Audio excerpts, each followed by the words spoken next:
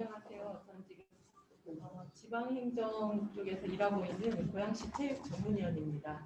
한 20년 스포츠서울에서 기자 생활을 했고요. 지금은 또 다른 체육 행정에 대해서 일을 하고 있습니다. 우선 지금 우리 주제 중에 하나가 대한민국 체육의 자리매김에 대한 우리 논의라고 했는데요. 참 어떻게 보면 참 서글픈 일인 것 같습니다. 얼마 전에 11월 3일이 대한체육회 창립 100주년 기념식까지 하고 우리 대한민국 체육이 100년이 됐다고 큰 자랑을 했는데요. 그러면 100년 동안 우리 한국 체육은 자리를 매김하지 못한 것인가? 체육 지도자는 과연 지금까지 나왔던 분들을 보면서 또 어떤 사람이 나와줘야 되는가라고 하는 큰 바위 얼굴이 없다는 이야기인가라는 생각에서 제 오늘 말씀드릴 토론의 주제가 시작됐다고 생각합니다. 우선 우리 김세훈 차장의 발제 내용 너무 요즘 우리가 생각하는 다 같이 고민할 수 있는 내용들이었고요. 우선 대한체육회장이 어떤 자리인지 무고수 명예직으로 지금까지 와 있죠. 지금 현재 이기훈 회장이 40대 회장이시고 이제 41대 회장을 선출하게 돼 있고요. 총 연임을 했다거나 2회 이상 하신 분들을 다 포함해서 33명이 지금 대한체육회장 자리를 거쳐 가셨습니다. 그 중에서 정치인이 11명입니다. 기업가가 4명이고 군인 출신도 4명입니다. 경기인 출신은 2명입니다. 이것이 어떤 것을 말하는지 우리 한번 고민해 봐야 되지 않을까 싶습니다. 체육 리더의 역량 너무나 중요한 이야기입니다. 작은 하나하나 스포츠 클럽을 활성화시키겠다, 무엇을 하겠다라는 것보다 큰 개의 명제 아래서 나는 한국 체육을 내가 맡고 있는 4년 동안 최소한 이렇게 해보겠다는 자기만의 어떤 포부가 있어야 하지 않을까요? 권한과 책임도 매우 중요합니다. 근데 이건 내 밑에 사람들이 알아서 할 일이고 나는 체육회장으로서의 권위만 찾겠다는 것이 아니라 내가 어떤 전문가적인 지식과 배경을 갖고 있다는 것도 외부에 알려줘야 될 것 같습니다. 정부와 지자체의 역할, 이따 다시 또 토론에서 자세하게 나올 이야기들인데요. 지금 민선이 되면서 여러 가지 면에서 혼란을 많이 겪고 있습니다. 가장 중요한 게 재정이고요. 재정이 독립이 안 되는데 민선체육회장을 자기 스스로 회장은 내 맘대로 하겠다고 하고 있지만 그것을 돈을 대는 지자체나 정부 기관에서는 호락호락하지 않습니다. 경기도 체육회가 지금 파행을 겪고 있는 건 너무나 잘 아실 거라 생각을 합니다. 이외에 아까 또 얘기한 것 중에 동호인 이야기 하셨는데요. 민간 위스탁 굉장히 중요한 일입니다. 지금 우리나라 전체 공공체육시설의 95%가 지자체가 운영을 하고 있습니다. 지자체가 공공체육시설의 문을 열고 닫고를 모든 걸 결정을 합니다. 그 안에서 위스탁 일부 이루어지고 있습니다. 그런데 동호인들은 이거는 내 세금으로 내서 운영하는 거고 내 겁니다. 우리 동호인에 들어와 있는 사람 이외에 일반인들이 쓰겠다고 하면 나가라고 합니다. 또는 어떤 신발이 안 맞다는 등 하는 걸로 운동을 할 수 없게 지금 만들고 있습니다. 의식의 문제도 중요하지만 제도와 시스템의 문제는 더욱 중요하다고 생각합니다. 또 다시 말씀드리겠습니다. 네, 감사합니다. 이어서 이재택 교수님께서 토론을 진행해 주시겠습니다. 네, 이재택입니다. 김수영 기자님 말씀 잘 들었고요. 먼저 기자님 말씀에 전적으로 공감하고 동의합니다. 말씀에 대한 토론을 할 필요는 없을 거라고 생각이 들고요. 잠시 제가 이해한 것을 좀 추가하도록 하자면 대한체육회장의 조건과 역할로 첫 번째로는 인격과 인성, 그리고 두 번째로는 이제 대내외적인 실무 능력, 그리고 세 번째로는 대한체육회와 한국의 체육에 대한 철학적 인식, 그리고 세 개 정도를 요약을 해주신 것 같습니다. 말씀드린 것 같이 저는 이 세 가지 또는 네 가지 조건에 대해서 동의하고요. 누구도 이 당연한 내용들에 반대하거나 다른 의견을 가지시고 있으리라고 생각하지 않습니다. 이러한 체육회장의 조건과 역할이 사실은 근데 어제 오늘 얘기된 것만은 아니죠. 2016년에도 유사하게 요청이 되었고 앞으로도 그러할 것이 또 분명하다고 생각을 합니다. 너무 당연하고 그래야 하는 것들이고요. 오늘 근데 이 세미나에서 우리가 이야기할 것들은 이런 당연한 내용을 다시 확인하는 것으로 한정되는 것은 아닐 것 같고요. 그래서 조금 현실적인 이야기를 좀 해야 될 것 같습니다. 자, 그렇다면 뭐 궁극적으로 실제적으로 이제 대한체육회장에 대한 평가와 대한체육회장을 선거에서 뽑게 되는데, 이러한 인격과 품격, 실무적 능력, 그리고 철학과 어떤 그 사고를 우리가 어떻게 알고 평가할 것인가의 문제라고 저는 좀 보고요. 사실 근데 그럼에도 불구하고 저는 이러한 내용들을 평가하기가 매우 쉽지 않아 보인다라고 생각을 합니다. 방법이 없는 것은 사실은 아니겠죠. 가능한 방법으로는 예를 들어서 그간의 경력과 이력, 그리고 실무에 대한 세간의 평가, 그리고 언론이나 지난 시간 우연 또는 필연으로 개인적으로 만나서 그 어떤 특정한 출마자 또는 후보자에 대해서 알아오던 개인적인 의견 정도로서 평가가 가능할 겁니다. 그리고 알 수 있는 방법은 결국 공약 이외에는 그리 많지 않다라고 생각을 하고요. 특히 공약은 후보자의 철학과 현안에 대한 인식을 보여주는 것이라고 저는 생각합니다. 그리고 아까 김성 기자님께서 말씀하셨지만 그 많은 주제거리와 토론거리가 과연 그 공약에서 어떻게 녹아 들어갈 수 있을까? 단순히 요구의 문제가 아니고 그것을 어떻게 구현하고 실현할 것인가? 왜 그렇게 해야 되는 것인가를 아마도 이야기를 하겠죠. 그래서 결론적으로 기자님 말씀에 후보자 인성과 인격 그리고 실무 능력은 이건 사실 아는 사람만 할 수밖에 없다. 이렇게 생각이 되고요. 그리고 공개적으로 객관적으로 정량적으로 평가되기는 매우 어려워 보인다라고 생각을 합니다.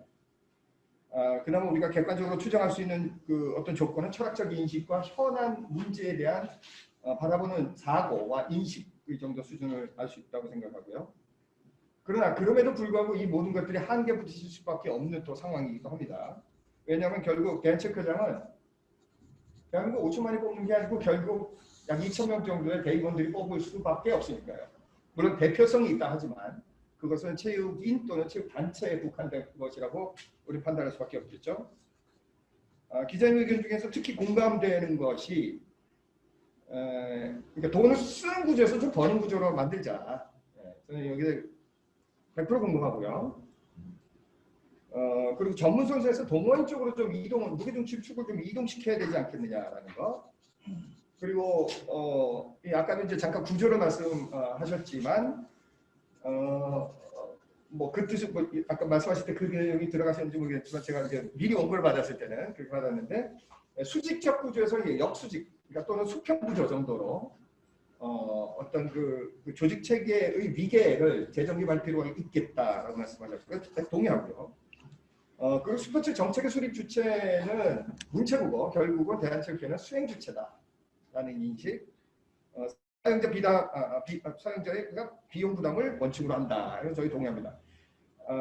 저 또한 강조하고 싶은 대목이고요.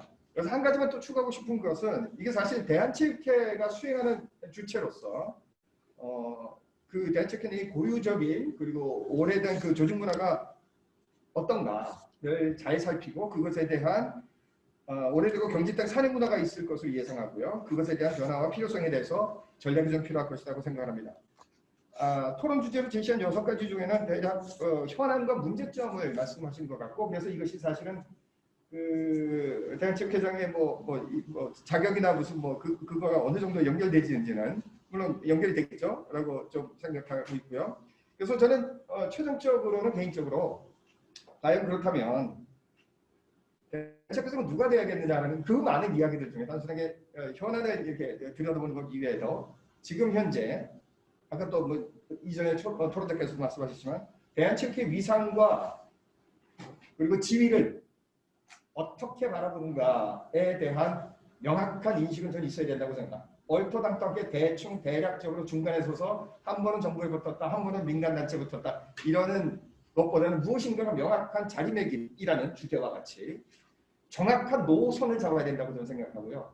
그것이 자질은 아니겠지만 그 후보자의 어떤 철학적 배경이 될 수 있겠다 이렇게 생각합니다. 일단 여기까지 하겠습니다.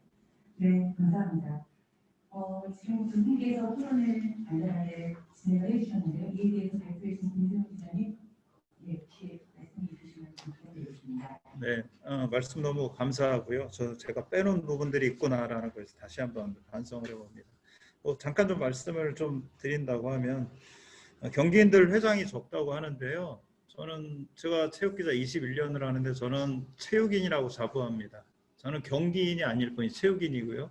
여기 계신 개은영 위원도 제가 언론사 생활할 때 같이 현장을 누볐던 분이고 지금 고양시에 체육 전문위원으로 계십니다. 우리가 체육인은 아니지만 경기인은 아니지만 체육인입니다. 그러니까 이 폭 자체를 좀 넓게 좀 이해해 주셨으면 좋겠다라는 거고요. 그리고 경기인들이 그만큼 소수였다는 게 뭐 경기인들이 능력이 부족하다라는 것도 물론 없지는 않습니다. 경영이나 이런 능력이 부족하다는 없지는 않은데 이전에는 아무래도 정부라든지 기업이 이 체육계를 이끌어왔기 때문에 그쪽으로 좀 많이 힘이 쏠렸던 것 같고요. 그다음 재정 독립에서 우리가 독일 예를 많이 하는데 독일 스포츠 클럽의 회장들도 무보수 명예직입니다. 봉사하는 직으로 생각을 하는데 독일 클럽의 예산의 90%가 동호인들 내는 회비입니다. 우리하고 완전히 다르죠. 그러니까 우리는 지자체한테 95%를 의존하고 있는데요. 저는 독일하고 우리하고 생활해오고 하는 게 많이 다르긴 하지만 그걸 우리가 알고 독일 스포츠 클럽을 우리가 맹목적으로 쏟지는 않았으면 좋겠다는 거고요. 그다음 공약에 대해서도 이대택 교수님 말씀에 인정을 저도 다 공감을 하는데 이게 딜레마인 것 같습니다. 제한체육회장이 체육회장 후보가 공약을 일반인들을 위한 공약을 내놔야 되냐. 왜냐하면 투표권 갖고 있는 건 결국 선수나 지도자들이거든요. 그러니까 사실 이들을 대상으로 해서 이들한테 조금 더 도움이 되는 공약을 내세워야지 당선 가능성이 높기 때문에 그것까지 뭐라고 할 수는 없겠는데요. 이대택 교수님 말씀처럼 그래도 일반인이라든지 전체 국민을 향한 체육정책이 지금 같이 나왔으면 그분의 철학을 이해하는 데 도움이 될 거라고 생각을 하고요. 그 다음에 제가 이대택 교수님이 지난번 어느 발제 때 팬 중심으로 우리 체육회 시선이 가야 된다는 말씀을 하셨어요. 그러니까 결국 우리가 선수나 쉽게 엘리트 선수나 지도자들을 위한 정책보다는 이 팬들을 일반인들을 어떻게 운동하게 만들까 이걸 어떻게 산업화로 만들어서 이들이 돈을 내게 할까 만약에 많은 동호인들이 많은 일반 사람들이 운동을 하게 된다고 하면 뭐 지자체라든지 중앙정부라든지 이런 데서 가만히 있지는 않을 것 같거든요. 오히려 돈을 더 주고 지원을 더 적극적으로 할 거라고 생각을 합니다. 그리고 뭐 이렇게 저도 전문체육 계속 취재를 해왔지만 전문체육 선수들이나 지도자들은 사실 전문체육이 아닌 사람들을 약간 좀 배타적으로 보는 경향들이 사실 상당히 좀 있습니다. 이게 바뀌어야 되거든요. 왜냐하면 결국 운동하는 사람들이 전문 선수들뿐만 아니라 일반 선수들이 점점 많아져야지 이 판이 커지게 됩니다. 그래야지 전문 선수들도 은퇴했을 때 갈 일자리가 생기고 할 일이 생기거든요. 이거를 전문체육인들의 영역을 침해하는 거라고 바라보지 마시고 우리들이 나중에 운동을 그만뒀을 때 우리가 나가서 일할 수 있는 일할 곳을 일자리를 만들어주는 거다라고 생각을 하시면 좋겠고요. 그리고 마지막으로는 이제 많은 분들이 문화체육관광부가 체육 정책이 사실 좀 뒷전에 밀려 있는 건 사실입니다. 제가 보기에는 뭐 문화도 있고 관광도 있고 체육도 있고 하고 또 문체부 자체가 사실 다른 부처에 비해서 힘이 센 부처도 아니고요. 체육이 역시 또 문화나 관광에 비해서 또 힘을 많이 발휘하는 부서는 또 더더욱 아니라고 봅니다. 그리고 체육이나 이 신체 활동에 관련된 예산이나 정책들이 뭐 여가부면 여가부, 내지 교육부, 복지부 이런 데만 흩어져 있거든요. 이 정책이나 재원을 한 대로 모아서 체육 정책을 제대로 할 수 있는 곳이 있어야 된다고 봅니다. 그래서 저도 뭐 체육부라든지 체육청 이런 걸 좀 만들어야 된다는 그런 필요성도 느끼게 되고요. 요즘 코로나로 인해서 스포츠가 위축이 됐지만 그만큼 스포츠가 갖고 있는 잠재력이라든지 필요성이 점점 더 강화되고 있습니다. 이참에 우리가 뭐 소위 얘기하는 체육혁명이라는 것, 스포츠 혁명이라는 걸 좀 일으켜서 운동을 더 하게 하고 운동할 시설이나 걸 조금 더 유용하게 활용할 수 있게 하고 또 스포츠장 자체가 커져서 우리 자녀들도 일할 곳이 더 많이 생기는 그런 계기가 이번 코로나로 인해서 좀 만들었으면 하는 바람이 있습니다. 이상입니다. 네, 감사합니다. 윤영 의원님 앞서 잠시 짧게 말씀드렸고 이때 토론 주제에 대해서 아까 말씀도 토론 진행해 주시기로 하셨는데요. 지금 다시 부탁드리겠습니다.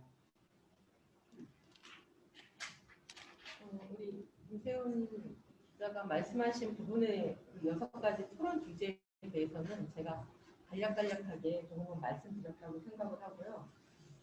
일반인들이 대한체육회장 선거에는 그다지 사실은 관심은 없을 겁니다. 체육 관계자나 체육 전문가들 아니면 생활체육 동호인도 글쎄요 얼마만큼 대한체육회장 선거에 관심이 있을지는 잘 모르겠지만 아마 주로 우리 전문 분야에 계신 선수들이 아닐까 하는 생각이 듭니다. 네, 그런 분들과 같이 회장으로 출마하셔서 이야기를 하시려면 체육회장 출마하신 그 후보나 아니면 내가 뜻을 갖고 계시다고 생각하시는 분들은 체육 전문가 이상의 정보와 상식과 이 분야에 대한 지식을 갖고 있어야 된다고 생각합니다. 나는 회장으로서만 들어와서 있고 내 주변 측근이나 아니면은 임명직에 해당하는 분들을 체육 전문가나 기타 나와 가까운 사람으로 앉혀서 운영하겠다라고 생각을 하시면 큰 오산이라고 생각합니다. 지금 우리나라 전문 체육이 이제 아시안 게임에서 3위도 지금 위태위태한 지금 순간에 와 있습니다. 우리가 2018년 자카르타 팔렘방 아시안 게임에서 24년 만에 한국이 3위를 차지했습니다. 중국, 일본, 한국이었는데요. 그때 당시 저도 자카르타를 갔었지만 그 당시 전체 우리 한국 선수단 분위기가 이제 3위도 어렵다는 거였습니다. 저쪽에 러시아에서 분리된 그 유럽 쪽에 해당하는 그 체력을 갖고 있는 뭐 우즈벡이나 이런 쪽, 그 다음에 동남아시아가 그동안은 하위권 랭킹을 차지했는데 이제 동남아시아의 성장세가 굉장히 무섭습니다. 물론 한국이 아시안게임에서 3위를 한다고 한국 체육이 수준이 훅 올라가는 건 사실 아닙니다. 그러나 일본이 전문 체육을 등시했다가 3위 밑으로 떨어지니까 일본이 다시 엘리트 스포츠를 육성을 국가가 시작을 했습니다. JOC가 나서서 하고 있거든요. 이건 국민의 정서와 국민의 자긍심하고 연결되는 부분이 있기 때문이라고 생각을 합니다. 그렇기 때문에 전문 체육을 육성할 수 있는 나는 한국의 지난 100년을 바탕으로 앞으로의 100년, 내가 맡고 있는 경우는 이제 시작하는 4년이겠지만 앞으로에 해당하는 엘리트 스포츠에 대한 나의 비전은 무엇인가? 나는 어떻게 주춧돌을 이제 다시 놓아가겠다라고 하는 비전도 보여줄 수 있어야 된다 생각합니다. 아까도 다시 말씀드렸지만 작은 팩트에 해당하는 것으로만 공약을 내세우고 많은 사람들한테 어필할 수 있는 것으로만 한다면 저는 그분은 조금 우리 체육인들이 좀 한번 색안경을 끼고 봐야 될 분이 아닌가 하는 생각을 합니다. 또 하나는 공약에서 너무 많은 좋은 말들을 쏟아내고 계신데요. 그 좋은 말들을 그래서 액션 플랜은 무엇인가 라고 하는 내가 어떻게 실행하겠다고 하는 구체적인 내용에 대해서도 어느 정도는 말씀을 해주시고 가는 게 제대로 된 공약이라고 생각합니다. 뭐 전문체육 육성을 통해 생활체육 활성화를 하겠다. 너무 막연한 이야기입니다. 구체적으로 어떻게 활성화하고 그러면 재원은 너희가 어떻게 충당하겠다. 지금 가장 중요한 게 재원 확보입니다. 지금은 이제 정부에서 문체부가 거의 4천억에 해당하는 그 예산의 95% 이상을 지금 지원을 하고 있고요. 아마 향후 지금 과도기이기 때문에 민선체육회장을 간다 하더라도 아마 몇 년 정도는 더 지원이 될 거라고 생각을 합니다. 지방체육도 마찬가지거든요. 근데 이분들이 앞으로 자생의 방법은 분명히 찾고 가셔야 합니다.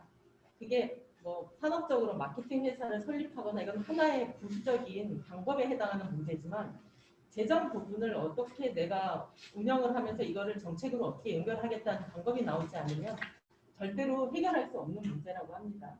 이 부분에서 문체부의 역할이 굉장히 중요합니다. 정부가 정책을 내려주고 그걸 실행시키고 민선체육회와 같이 갈 수 있는 방법으로 가야 합니다. 지금 잠깐 말씀드린 것처럼 경기도체육회가 지금 내년도 예산 심사에서 도의회에서 운영비가 50% 이상 삭감이 됐습니다. 또 보조금 형식도 한 30% 이상 삭감이 됐거든요. 그러면서 지금 경기도에서 체육진흥재단이라고 하는 걸 도에서 별도로 지금 설립하겠다고 추진을 하고 있다고 합니다. 결국은 지금까지는 체육회로 이관했던 업무를 민선으로 가면서 합치가 안 되니까 별도의 도가 별도의 재단을 하나 만들어서 그쪽에 도의 예산을 내주겠다고 하는 겁니다. 민선체육회 취지와 굉장히 이게 또 다른 방향으로 갈 수 있거든요.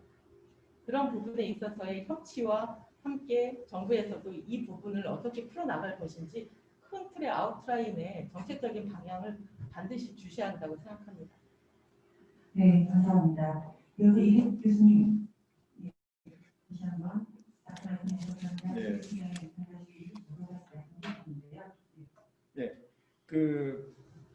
사실 뭐 이 토론 오늘 먼저 한번 사실 받아보고 이전에 PPT 따로 받아가지고 근데 저는 사실 눈에 이렇게 확 들어온 게 마지막에 이제 보여주신 이 다이어그램 2개예요. 그래서 이 재정이 어떻게 플로우가 흘러가느냐와 그리고 이제 조직의 구성의 문제인데요. 사실 뭐 이게 오늘 이거 얘기하다 보니까 결국 이제 뭐 자질 무슨 뭐 역할 이거 얘기하다가 이 비전을 어떻게 바라봐야겠느냐 좀 그쪽으로 좀 넘어갔는데 그렇게 하다 보니까 자연스럽게 이 그 토론 문이나 아니면 토론 내용이 조금 약간 현안 문제 이야기하는 걸로 좀 넘어간 것 같고요. 저는 개인적으로 이렇게 생각합니다. 뭐냐면 지난 100년이 됐다고 해서 저는 의미가 없다고 생각해요. 이게 10년이든 100년이든 2000년이든 저는 의미가 없다고 생각합니다. 그 단계와 사회 요구에 따라서 이게 진화하고 변화하는 게 문제거든요. 그러니까 5년을 두고 보고서 변화도 하고 진화도 하고요. 100년을 보고 진화하고 변화하기도 하겠죠.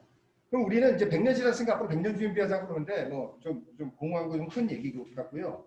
그래서 저는 이번에 체육회장이 뭐 역할과 자질을 떠나서 어떤 비전을 가져야겠냐면 무엇인가가 지금 기자님께서 주신 이 두 개의 다이어그램에 저는 답이 있다고 생각합니다. 이 두 개가 정답이라는 의미보다는 이러한 그림에서 어떻게 구도를 만들어갈 거냐를 차근차근히 설정하고 나가야 된다고 생각합니다. 그리고 그 설정의 근거와 틀 내에서 여기서 나오는 많은 현안 문제들을 어떻게 풀어갈까가 저는 필요하다고 생각을 하고요. 그래서 결국은 이 뭐 지금 현재 2020년에 요구되는 대한체육회장은 이 당연한 이야기를 좀 떠나서 그리고 현안 문제를 해결해야 되는 걸 떠나서 저는 새로운 비전을 가지지 않으면 아까 말씀하신 것처럼 경기도 무슨 재단 만든다 뭐 이렇게 되는 거죠. 재단이 왜 필요한가라는 설명이 필요한데 그냥 필요한 겁니다. 그러면 보통 사람의 경우에 저건 뭐지? 우리 체육회 빼고 가나? 이게 되는 거잖아요. 저는 마찬가지로 생각합니다. 체육청이든 체육부든 마찬가지라고 생각합니다. 이게 쉬울 것 같죠? 그리고 20년 동안 우리 체육청 만들어달라고 했잖아요. 근데 저는 개인적으로 이렇게 생각해요. 체육부나 체육청이 만들어지면 한마디로 대한체육회는 이 단어가 되나? 네, 완전히 막아야 됩니다. 여태까지 대한체육회를 하나의 수행기관으로 일종의 업무를 부담시켜서 문체부가 조금 더 이야기를 덜은 거잖아요. 근데 체육부가 생기거나 체육청이 생기면 완전히 지금하고 달라지는 새로운 프레임에 완전히 정말 민간단체가 되어버립니다. 그걸 수용하실까요? 그럼 하십시오. 이런 거죠. 그럼 그 입장을 어떻게 정리할 것인가? 그것을 아는 한도 내에서 체육부와 체육청을 주장해야 된다고 저는 생각을 합니다. 그리고 또 한 가지는 실질적으로 매우 힘들어요. 왜냐하면 체육부와 체육청을 만들었을 때 그 정도의 캐파가 또는 그 정도의 업무와 내용이 사업이 대한민국 체육계 또는 대한체육회에 존재하나요? 저는 있다고 봐요. 개인적으로. 김 기자님이 그리신 이 그림만 봐도요. 체육부도 모자랄 정도로 큽니다. 문제는 현실적으로 실행적으로 그게 현재 지금 구조적으로 갖춰져 있느냐의 문제입니다. 현장은 있는데 그것을 수용할 수 있는 그룹과 내용과 사업이 존재하지 않는다. 그래서 함부로 체육청과 체육부를 또는 완벽한 디자인을 짜지 않고는 이건 함부로 접근하기는 쉽지 않아 보인다는 겁니다. 기본적으로 체육청과 체육부에 동의함에도 불구하고 이게 시기의 문제이고 이 그릇을 어떻게 그리냐의 문제는 좀 있겠다라고 생각을 하고요. 그래서 지금 2020년의 자질로서는 저는 미래 비전을 보여주는 사람이 필요하다라고 생각을 합니다. 그리고 만약에 2020년이 안 되면요. 2024년에 또 이게 요구됩니다. 보십시오. 저 4년 후에 와서 또 얘기할지도 모릅니다. 또 8년 후에 와서 또 얘기할지도 몰라요. 계속 미래 그리라고 합니다. 그러나 대한체육회가 여기 있으면 이 똑같은 문제는 4년 후에 8년 후에 10년 후에 또 나옵니다. 그래서 아플 때 먼저 맞고 빨리 아파야 이 문제들이 해결될 수 있겠다 생각합니다. 네, 감사합니다. 혹시 이준 기자님 뭐 하시는 말씀 있으신가요? 네, 뭐 질문 받기 전에 그러니까 저 두 분 말씀하신 것 중에 제가 생각하는 것 중에 하나가 이게 체육 정책을 조율할 사람이 지금 없다는 게 저는 큰 문제라고 봐요. 문체부도 다니고 뭐 문체부 사람도 될 수 있고 뭐 다른 분도 되겠죠. 문체부, 공단, 체육회, 지방체육회, 종목단체랑 협의할 사람들이 있어야 되거든요. 근데 잘못했다가 이게 갑질이라는 얘기도 나올 수 있고 간섭이라는 얘기도 나올 수 있고 되게 조심스러운데 그러다 보니까 어느 누구도 조율을 안 하고 있는 거예요 지금. 그러니까 서로 다 따로 놀고 있거든요. 전 이게 사실 문체부 차관이나 국장이나 어느 정도 힘 있는 분이 이걸 뭐 미리 몰래 이렇게 뭐 하거나 이러면 안 되겠지. 약간은 공식적인 루트를 통해서 지금도 하시고 계시겠지만 이걸 조금 더 적극적으로 해서 스포츠와 관련된 이해관계자들의 이 의견이나 이 이해를 조율할 수 있는 그런 역할을 꼭 누군가 좀 해주셨으면 합니다.